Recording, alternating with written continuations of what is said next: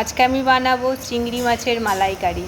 এটার জন্য আমি নিয়েছি রসুন, পেঁয়াজ, কাঁচা লঙ্কা, দুটো টমেটো আর একটু আমি গোটা মশলা নিয়েছি, এলাচি, দারচিনি, লবঙ্গ আর নারকেল নিয়েছি আমি। এটা অর্ধেকটাই ছিল, খুব কম। এটার আমি দুধ বানিয়ে নেব। চিংড়ি মাছটাকে প্রথমে ভালো করে ছাড়িয়ে ভালো করে ধুয়ে নিলাম। নুন হলুদ লাগিয়ে আমি এটাকে লাল করে ভেজে নেব। এই রান্নাটা না আমি রিফাইন অয়েলে করছি।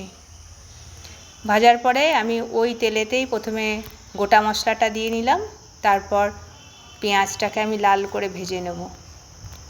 আর যেই মশলাগুলো আমি দেখিয়েছিলাম, রসুন, আদা, পেঁয়াজ, ওইগুলো সব একবারে আমি মিক্সিতে ভালো করে মিহি করে পেস্ট করে নিয়েছি। আর রঙটা ভালো হওয়ার জন্য আমি হাফ চামচ কাশ্মীরি শুকনো লঙ্কার গুঁড়ো দিয়েছিলাম।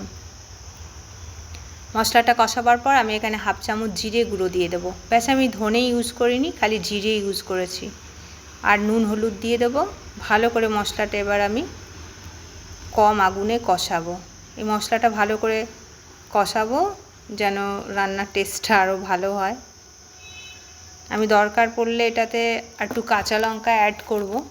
এবার আমি টমেটো পেস্টটা দিয়ে দিলাম। টমেটো পেস্টটা দিয়েও আমি খুব ভালো করে কষিয়ে নেব। এবার আমার মশলাটা কষে গেলে নিজে থেকেই তেলটা ছেড়ে দেবে যখন, তখন আমি এটাতে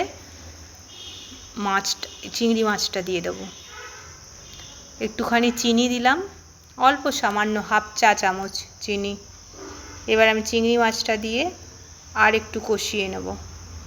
আমি কিন্তু আগুনটা একদম লো রেখেছি। এবার আমি চিংড়ি মাছটা দিয়ে খুব ভালো করে কষিয়ে নেব। দেখুন আমার মশলা কষানো হয়ে গেছে, ওই জন্য তেল ছেড়ে দিয়েছে। আর গন্ধতেও বোঝা যায় যে মশলাটা ভাজা হয়ে গেছে। ভাজা মশলার একটা আলাদাই গন্ধ বেরোয়। বেশ, আমার চিংড়ি মাছটা বেশ ভালো করে কষানো হয়ে গেছে। এবার আমি এটাতে নারকেলটা থেকে যে দুধ বার করেছিলাম এটা আমি দিয়ে দেবো। নারকেলের দুধটা দিয়ে খুব বেশিক্ষণ আমি ফোটাবো না, এই 4-5 মিনিট মতন ফোটাবো। নারকেলের দুধটা দিয়ে অত বেশি ফোটাতে হবে না, এটা লাস্টে দিলেই বেশি ভালো হয়। ব্যাস, আমি এবার এটাতে খালি গরম মশলা অ্যাড করব। আপনি যদি ঘি ভালোবাসেন এটাতে একটুখানি 1 চামচ ঘি দেওয়া যায়, কিন্তু আমি এটাতে ঘি দিইনি। ঘি দিলে এটা টেস্টটা আরেকটু ভালোই হবে, খারাপ হবে না। ব্যাস, আমার রান্নাটা হয়ে গেছে। এটা এরকমই থাকবে, বেশি ঝোল থাকবে না, কষানো কষানো হবে রান্নাটা। এটা হচ্ছে চিংড়ি মাছের মালাইকারি।